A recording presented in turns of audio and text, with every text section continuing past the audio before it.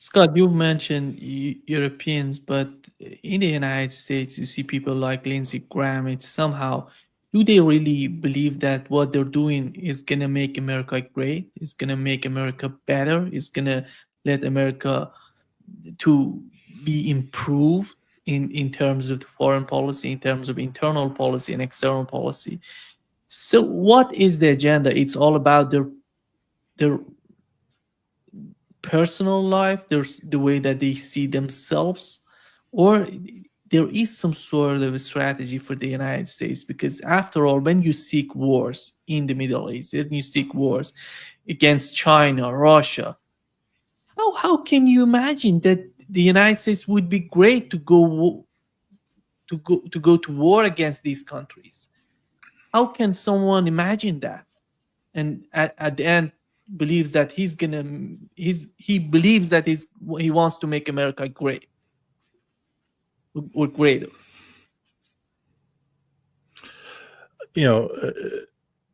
Unfortunately, American politics has broken the United States of America.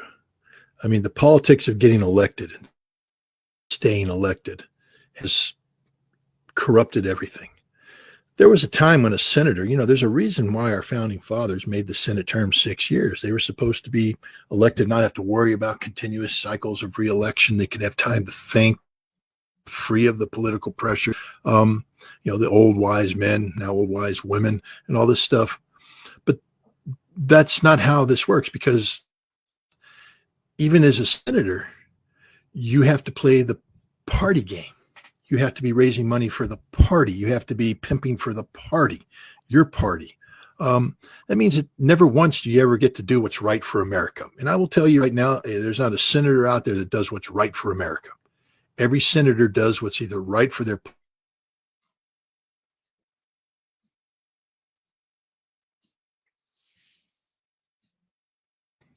Yeah. We back? Okay. You said, yeah. You said every senator does what is in the benefit of them, of getting them elected. Yeah. They don't do anything for America. There's not a senator today that does what's good for America. Not a single one. And there's not a representative today whose sole posture is, I'm doing what's good for America. The representatives, they only do that which will get them reelected. There's a handful of exceptions who have such a very strong base of support that they can do things. Marjorie Taylor Greene, Massey, these are exceptions, but the vast majority of them are so insecure as to their position. And they keep looking at the upcoming midterm election. My God, how do I stay in power? What do I need to do to raise the money to stay in power? They don't read the bills. They do what the system tells them to do. If you're a Republican, you do what the Republican whip tells you to do. If you're a Democrat, you do what the Democratic whip, because that's where your money comes from to stay elected. Money has destroyed the American democracy, destroyed it. Absolutely.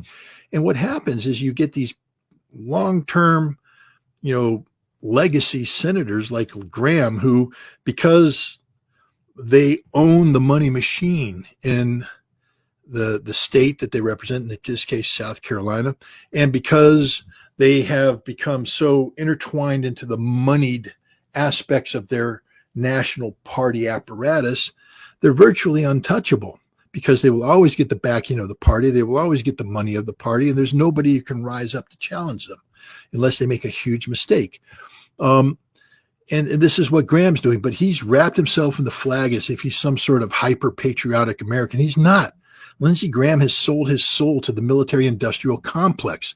This is about Lindsey Graham doing that which enriches his corporate sponsors. Lockheed, Raytheon, things of this nature. Israel, he's a big, pro-Israel. That's it. If you parse out Lindsey Graham's policies, they are horrible for America, and they're not grounded in reality at all. They make the world a much more dangerous place. They put the lives of the American service members who honor us with their service at risk at a higher degree. They inch us towards a nuclear war. All of this disguised as patriotism and making America great. It makes America weaker, because here's the other reality, is that nothing Graham is proposing is going to succeed. It's going to fail dramatically. I think even Trump recognizes that if he goes out and he tries to do all these sanctions that are being threatened, it will fail dramatically. And then he'll be the one who, has mud on his face. But no, these people don't think they're helping America. Lindsey Graham knows who he's helping. He's helping Lindsey Graham. He's helping his cabal of, American politicians who have sold their soul to the military-industrial complex. That's what he's doing. This isn't about helping America or making America great again. This is about weakening America for the benefit of Lindsey Graham. Do they still believe if they make a deal with Russia, that would be a bad sign for China? That's why, can you say it is the main reason that Donald Trump was somehow convinced to continue to support in Ukraine? Yeah, I think that's one of the simplistic, world visions that exists in Washington, D.C. today, is that the United States can somehow repeat what Richard Nixon and Henry Kissinger did with China and the Soviet Union back in the 70s to drive a wedge between the two. Look, if you get into purely academic exercise, there's no doubt that there's a tremendous amount of fear inside Russia about China. I mean, you go out to the Russian Far East, and it's one of the most thinly populated regions in the world, right across the border, 1 billion Chinese. And they're very concerned about getting swamped by the Chinese. So there's always some sort of hesitation there. But post-2022 changed this. I mean, I traveled to Novosibirsk in 2023 and saw the economic miracle that is Novosibirsk, and saw the extent to which Chinese investment played a role in this economic miracle. I think the Russians and the Chinese now have worked their way through systemic racism. I mean, the Russians were racist against China, and I don't mean in terms of black and white here in America, but there was a prejudice against the Chinese. Not anymore. China has stepped up to the plate. China has been there for Russia. The Russian economy today is succeeding because of China. You could see it. Again, this is anecdotal, and I don't know if you could, testify for Congress that this is the game-winning argument. But again, when I was there I remember in January of last year, 2024, the taxi drivers who used to, when you ordered a taxi in Russia, they're sort of high-end snobs, and they'll bring in their Mercedes and their BMWs, and they all got advanced Mercedes and BMWs. But now the taxis that were showing up were these advanced Chinese models. And I would ask the guys, I said, why'd you go Chinese? He said, well, hard to get spare parts for the Mercedes and BMW under sanctions. And he said, but these are really cool cars. They're really good cars. I mean, they're really good cars. And they had features, for instance, in the windows, there's a screen, and as you drive by the advertising or the like billboards and all that stuff, you get a translator, and they translate them into English. So you're driving there and you're like, oh, so that's what that billboard says. Oh, so that's what that sign says. Oh, I'm like, my God. I mean, and this is in Moscow that this is happening, but it's not, it's everywhere. These cars are everywhere. You go to Ekaterinburg, they're there. You go to Irkutsk, they're there. I mean, Moscow, they're there in larger numbers. It's a bigger city, but the Chinese have penetrated the Russian market with high quality goods.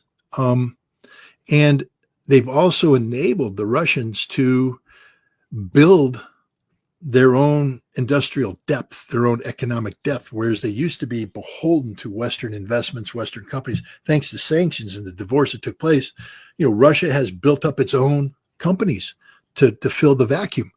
And Putin and everybody else has said, even if we normalize relations with the United States, all the companies that think they're coming back aren't coming back because you left. And when you left, that Russian company formed up, and now they're doing pretty good business because you left, and you're not coming back.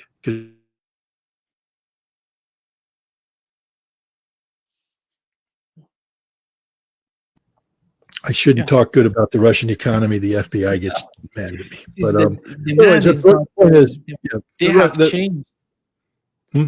The Chinese, they have changed the market in Russia. I think I can understand that because it's happening as I talk to you. It's happening here in Brazil, Scott. Yeah.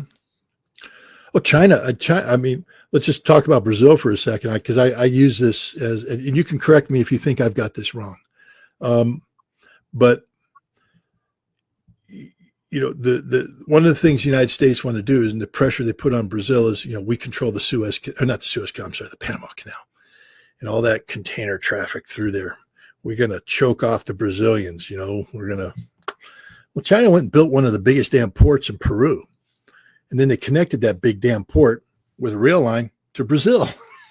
And so the Chinese now bring in the biggest container ships in the world, purpose built for this port. They come into this port, which rapidly offloads the containers, loads them on trains, which then go into Brazil. And it's quicker than going through the Panama Canal, cheaper, more efficient.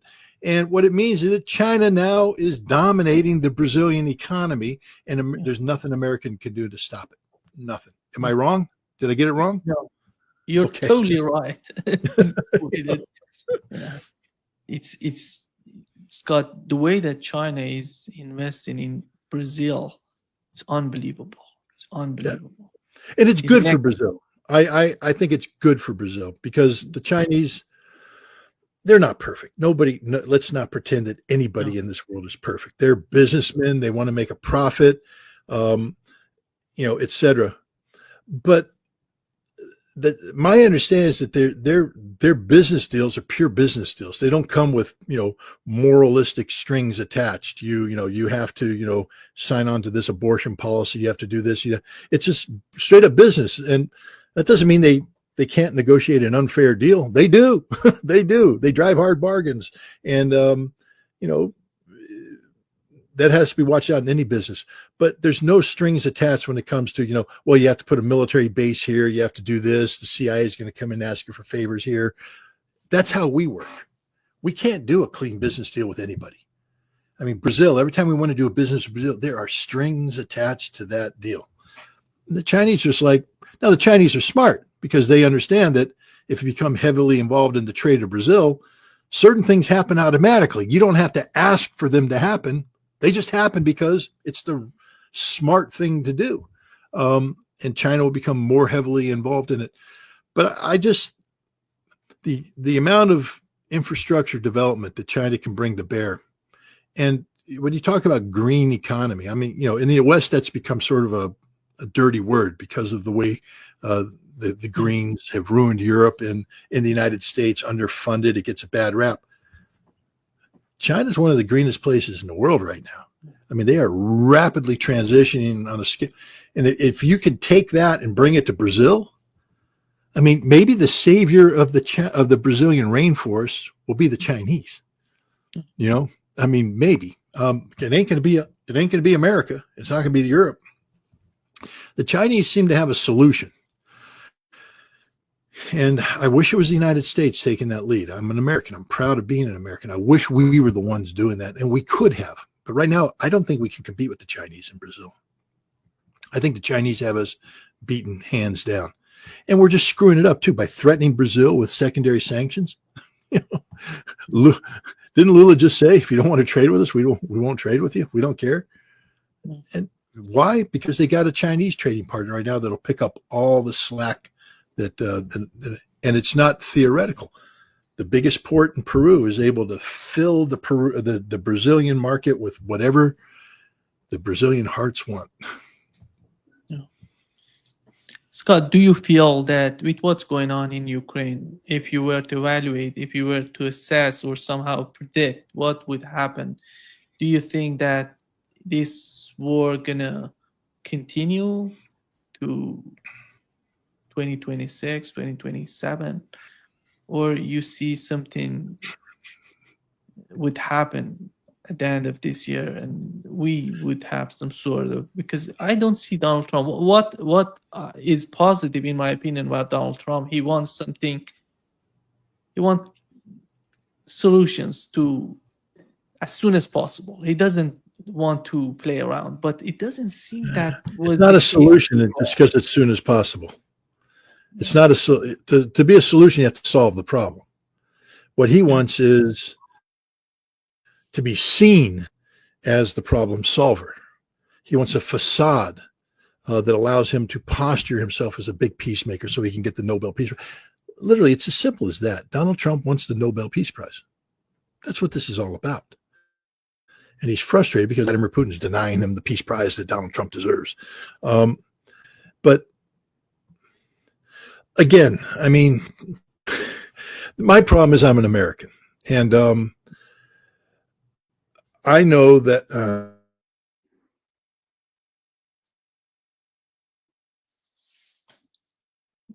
Yeah, it seems you as soon as I say know my that. problem is I'm an American, the FBI jumps in. But no, but for instance, in the Marine Corps, if I'm launching an attack and I take my objective and I, punch through the lines, there will be a follow-through exploitation attack. I mean, we will seek to build on this success and push through, maintain the momentum, etc. But that's the old way. I mean, I didn't fight in drone warfare. I don't understand. I mean, I theoretically, conceptually understand what drone warfare is, but practically I've never experienced it. So I don't know how a swarm of drones can actually just stop your attack. So my brain continues to be programmed to be thinking of, if you take the objective, you mush through, you outflank, you roll up the flanks, you seek the big envelopment, the whole of this. That's not the way this war is being fought. So we have to take that into consideration. The Russians are fighting a war of attrition based on gradual gains on the battlefield designed to inflict as much harm on the Ukrainian military as possible while minimizing the harm done on the Russians. That means that this war could be a forever war. If the Ukrainians can sustain the attrition to the point that they don't break, then it just continues to grind. But then this war is also an economic war. We see that their economy is gone. They literally have no economy. It's totally subsidized by the West. And so now it becomes a political problem in the West. How, from the Russian perspective, how do we get the West to start squeezing Ukraine? And, let's dig into this Russian report released by the SVR, I think today. They say some interesting things in there. I personally view this as an information operation, meaning that no intelligence service freely publishes classified information for the good of the public. They don't. Tulsi Gabbard isn't releasing the information about, Russiagate because it's in the public interest. She's doing it for political purposes. She's serving her political boss. He wants it released because it's good for him. The SVR released this because there's a larger information operation being played here. They want to bring down Zelensky. That's their goal. That's their objective. But the Russians are also sophisticated players. Within the narrative that they've constructed in this report, it could be true, it could be fabricated, it'd be a combination of the two. I don't know. Zelensky, in signing the law to shut down these corruption investigatory bodies, this has resonated domestically and abroad. Domestically, we have the demonstrations. Abroad now, we have I think it's the European Union saying, if you don't reverse this, if you don't get the corruption investigations back up, we're going to sanction you, cut off financial support. That's what the Russians want the whole time. This was a very sophisticated information operation that came out. Again, it could all be true. I'm not saying that. I'm just saying that no intelligence services publishes something in the public to inform the public. They do it to achieve results. This result is to lower confidence. Zelensky, create a divide between Zelensky and Yermak, to actually undermine the prospects of Zaluzhny by linking him to American intelligence, which means that Zaluzhny is not a servant of the people, but a servant of the American masters, therefore an extension of Zelensky. But it also is designed to bring about a loss of confidence on the West and Ukraine, to starve it economically. Because if you can start denying Ukraine the only thing that keeps their economy going, which is foreign aid.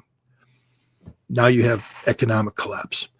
So you have military collapse at the front, you have economic collapse, and then you're looking for political collapse. And that's the other thing that's happening right here with the demonstrations in the street. We're looking at the demise of Zelensky. He's on his way out. When all this is going to happen, I don't know. I can tell you it's happening. The Russians, they have to play a very sophisticated game here. A lot of us look at the battlefield and say, why aren't they doing more on the battlefield? Well, because the Russians have to be prepared for what happens if Trump does put sanctions on. If you do too much on the battlefield, you can not only solidify the resistance in Europe, but you can also alienate those who support you. I mean, some like North Korea, I don't think will ever be alienated. The Chinese now are more and more on Russia's side, but there's a period of time there where the Chinese were sort of like, we really want to support you, but we're not fans of this war, And so if Russia overreacted, did too much on the military front, they alienate the Chinese. They need that foundation. So the Russians are managing all of this. And they also have to manage the political collapse of Ukraine. It has to be done in a manner which is conducive to full implementation of the Russian plan. If you create a vacuum too quick, Europe might panic and seek to fill that vacuum. And now you have a greater conflict.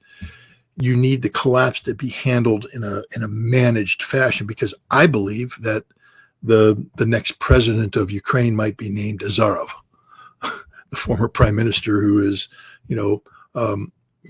heavily involved in the Union State right now.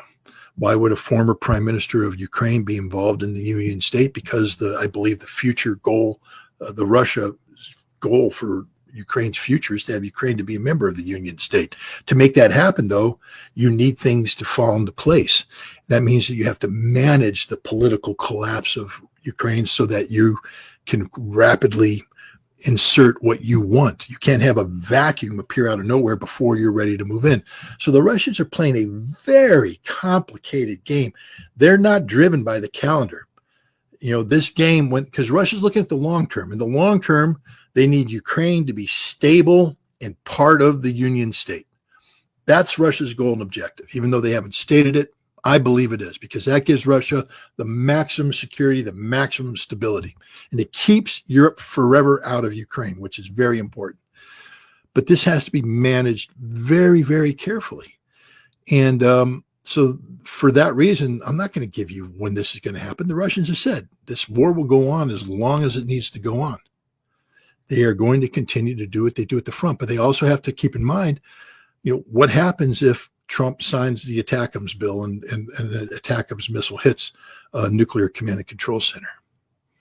Russia can't be too extended on the battlefield or too extended here. Russia has to keep everything under control so that any option that materializes can be handled effectively. And so for that reason, look, Zelensky could collapse within 30 days. Zelensky could last another year. The Ukrainian economy may not survive this winter. It may. The Ukrainian military, we already see, look at Pokrovsk. The Ukrainians had a solid wall of troops there backed up by drones. The Russians blew the hell out of the drones. They annihilated the troops. And now the Russian infiltrators are able to make through their way in the line into the city center and then dig in. And the Ukrainians don't have enough troops to kick them out. That's the reality. Now to come in, to reinforce Pokrovsk, they don't have a strategic reserve anymore. You can thank Kursk and the British genius of Kursk. They now have to pull these forces away from Zaporizhia or, maybe up by Izium, bring them down.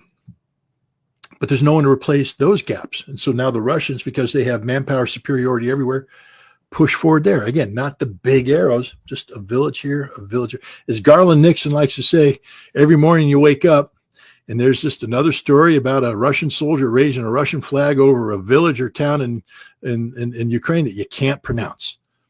That's the reality. Every morning, Russian flags are going up all across. And that's the way this war is going to go until it's over. I think with the concept that you mentioned about Russia and their sort of strategy in Ukraine, it doesn't seem from the signs that we've seen so far, it doesn't seem that the British intelligence would be happy to have Zelensky in the next 2 months. They want Zelensky to be removed, and they know who's going to be the next, and that doesn't fit to the strategy of the Russian government. Well, but look at the Russian intelligence report today. That's why it was released. The Russians aren't stupid. They're actually very sophisticated. This report, I know I'm pissing off a lot of Russians because I'm supposed to be the faithful, loyal mouthpiece of Russia that says, you know, this report is 100% accurate and it's the greatest thing since sliced bread. I can't say that because I'm not the faithful, loyal mouthpiece of Russia. I'm just me. Normally, Russia, I'm 100%. You know, I'm very much aligned with the Russian cause because it's the right cause.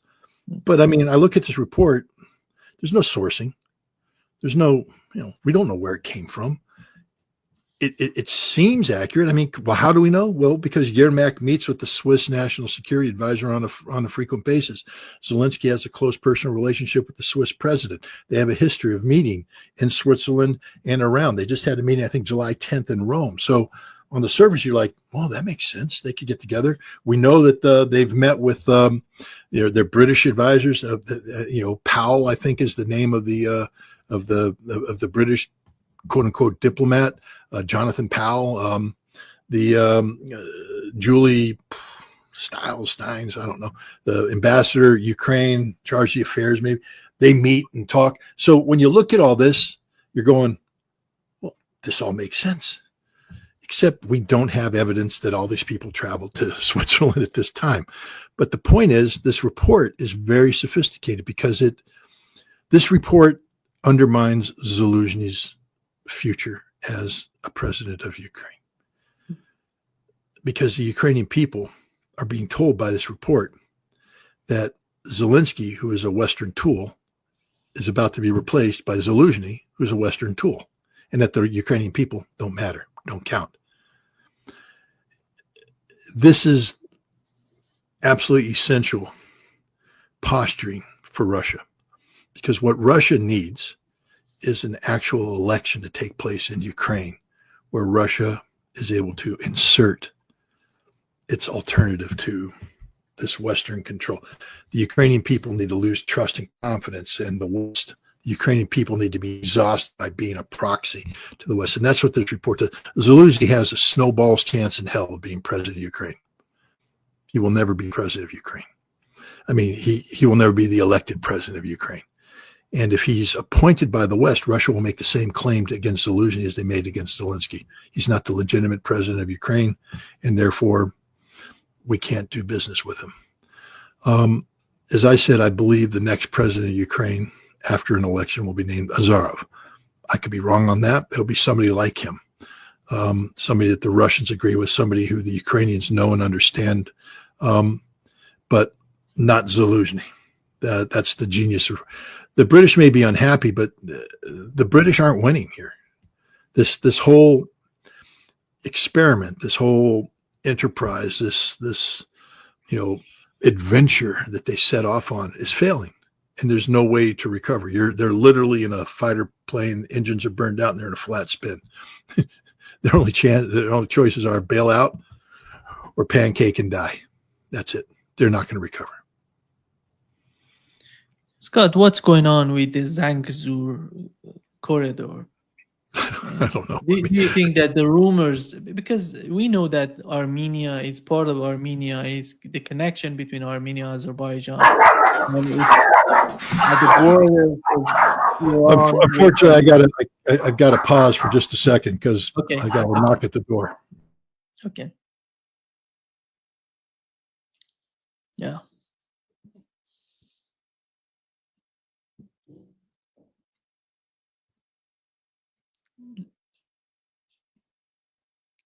Let me just, we're going to talk about, actually, I'm preparing the concept of Azerbaijan. We're going to talk about what would be the strategy of Iran and Russia in Azerbaijan, because that would Azerbaijan connects the situation with Turkey, and we're going to go to the Middle East because I want to focus on what's going on in the Middle East right now as well. And let's see what would be the take of Scott on this. But it seems that something big is happening in Zangezur corridor, and Azerbaijan is somehow having a lot of problems with Iran and Russia. Armenia is something big is happening in Armenia. I don't know if you follow what's going on in Armenia, but we're going to see something similar to what has happened with the case of Azerbaijan. And I want to focus on that and then go to the Middle East. Yeah, Scott. Yeah, I was just, I always have to answer the door just in case it's the FBI. It wouldn't be the first time the FBI interfered with a podcast they were running, but no, it was just pest control knocking the door. If I didn't answer the door, they just keep knocking, then my dogs would keep barking. So I apologize to your audience about that. But Zangezur corridor. Yeah, go ahead. Could you move the camera a little bit downward, Scott? Sure, I can do that. Yeah, it's better. How's that? Better? Yeah, better, much better. Go ahead. Mike, so Whitcomb, the U.S. ambassador to Turkey, Donald Trump's real estate pal. Yeah, it's Tom. Barack. Oh, Tom Braddock. Or no, Barack. That's it. Yeah, Thomas Barack. Yeah. Thomas Barack. He's become sort of how Steve Witkoff appeared out of nowhere to become a special envoy of everything. Well, Thomas Barack has become the special envoy of everything. He's not only just the ambassador to Turkey, he's a special envoy for Syria and Lebanon. And now apparently he's knee deep in Armenia.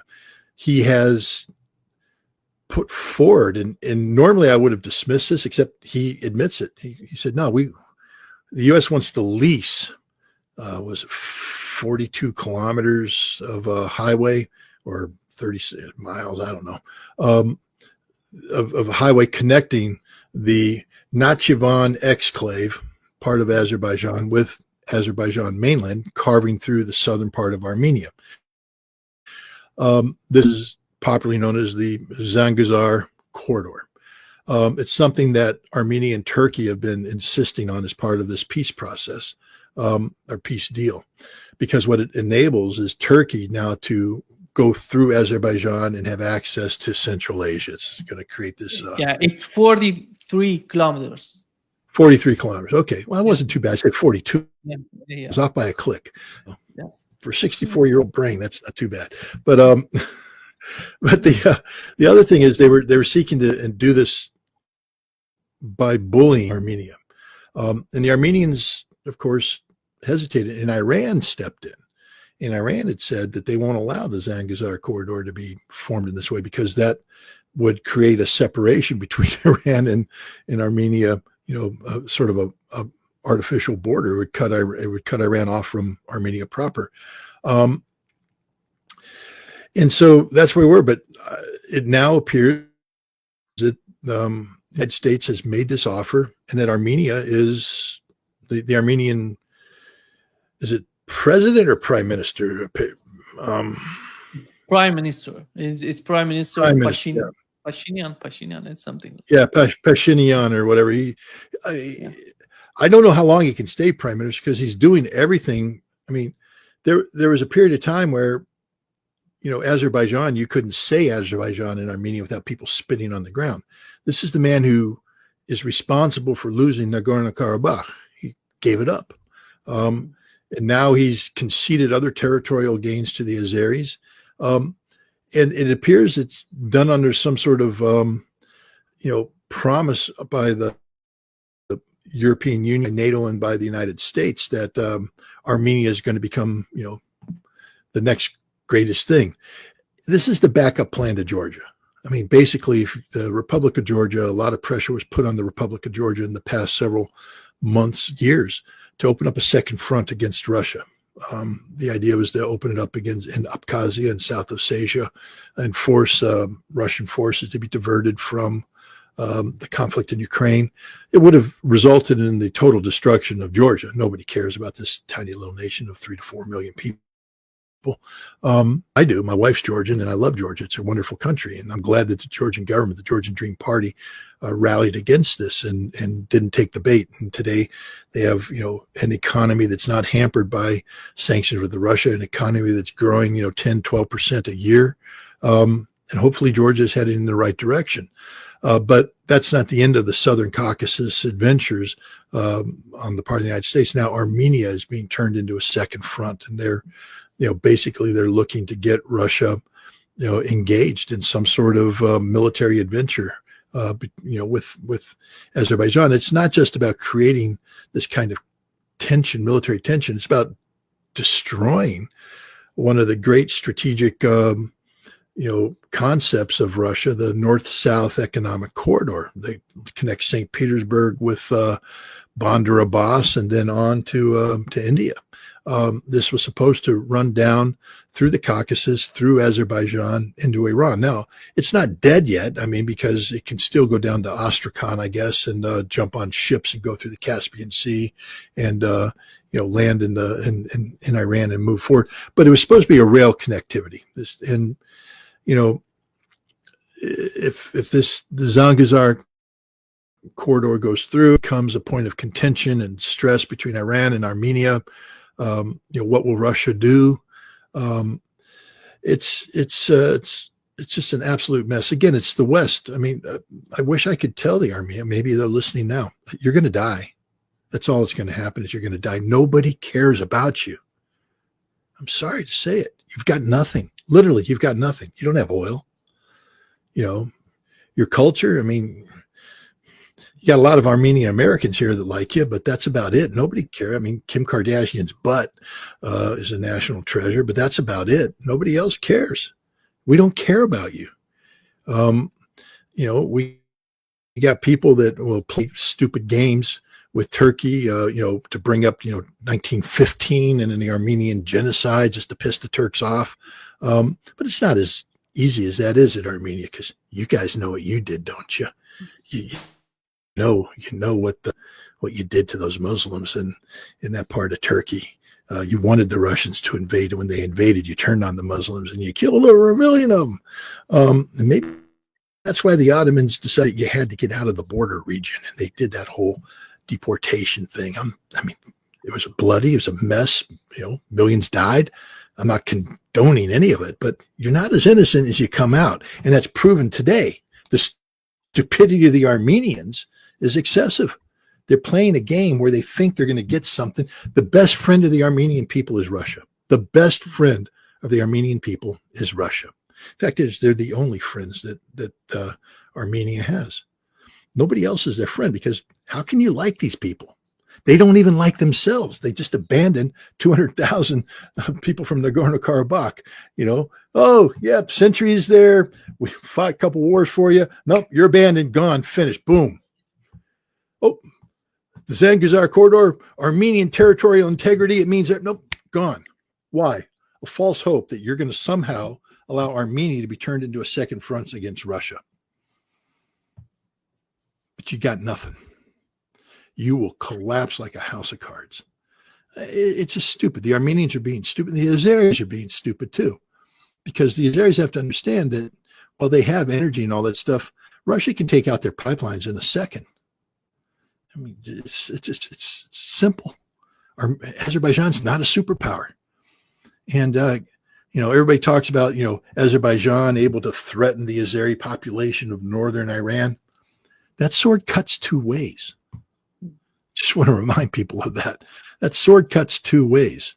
And you want to play the ultimate game of national survival, Baku could become an Iranian city if you're not careful. So this is the stupidity that's taking place here, because the West is raising the stakes in this conflict with Russia to existential proportions together with Iran. I wouldn't have talked about Iran making a move in Azerbaijan prior to the bombing of Iran's nuclear facilities. But now we're literally in a situation where the rest is threatening with Iran with, its survival as a modern nation state. And when done in that light, You can't predict the future. And that's the danger here. The Zangezur corridor isn't going to be what people think it's going to be. It's not going to turn into this thing that makes Turkey the new Ottoman Empire. It's actually 43 kilometers of vulnerability. It's not very wide.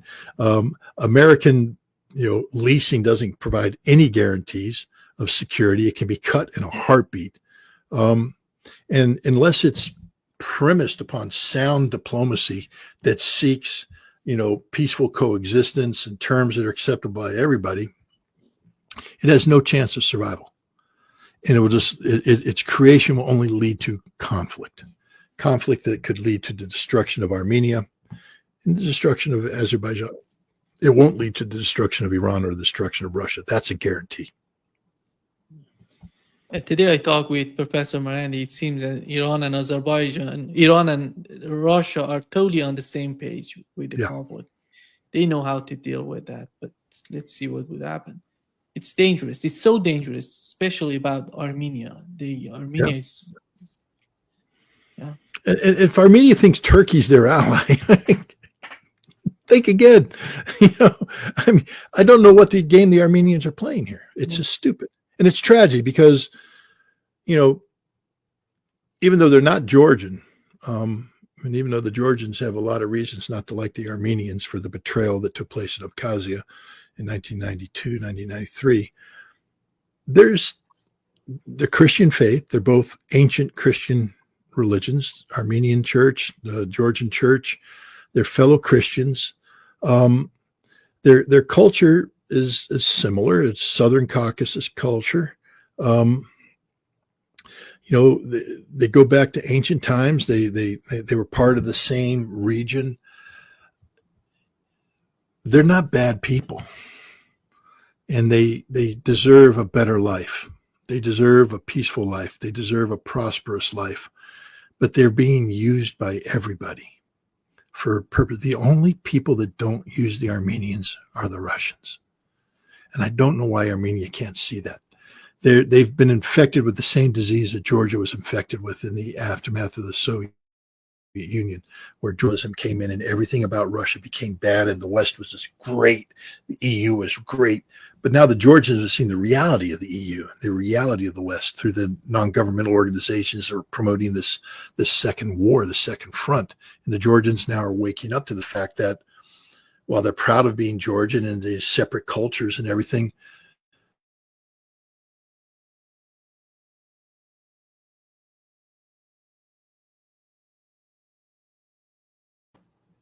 there we go. The only friend they got is Russia. That's all I'm going to say. I'll leave it at that. The only friend the Georgians have is Russia, and the Armenians need to understand that too. The only friend, the true friend they have, is Russia. And I would say Iran to a similar extent, but historically Russia. And Azerbaijan's not their friend. They fought and lost a war. Turkey committed, genocide. There's no love lost there. Why are they picking Turkey and Azerbaijan to be their allies? And why are the Armenian people allowing this prime minister to go off the rails like this? I don't know. I don't understand it. Scott, Armenian Iranians are one of the, I would say, one of the important ethnicities, or can I say minorities in Iran. They're not minorities. They're part of Iran. They're part of Iranian culture. They've been part of Iranian culture for more than 1,000 years, and they've been there in Iran. They're part of Iran. We don't call them Armenian. We call them Christian Armenian Iranian. But after all, there is a lot of connection between Iran and Armenia. We have a lot of prominent actors, singers. These are Iranians, but came from Armenia, but they feel Iranian. And there is a huge connection between Iran and Armenia. I don't know. I don't understand why the government is behaving this way. It doesn't make sense to anybody in Iran. I talked with Miranda, as I mentioned to you. They don't know what's going on in the mind of Pashinyan, the prime minister of Armenia. We know that from the outcome, from what we are witnessing, it's so dangerous in the eyes of Iranians, in the eyes of Russians. And there are somehow between Iran and Russia. Russia and Iran aren't messing around. I mean, again, they've both crossed what I call that existential red line, meaning that the path they're on is a path that can only end with national survival. That if they deviate from the path, they stop proceeding down this path, they put themselves at existential risk.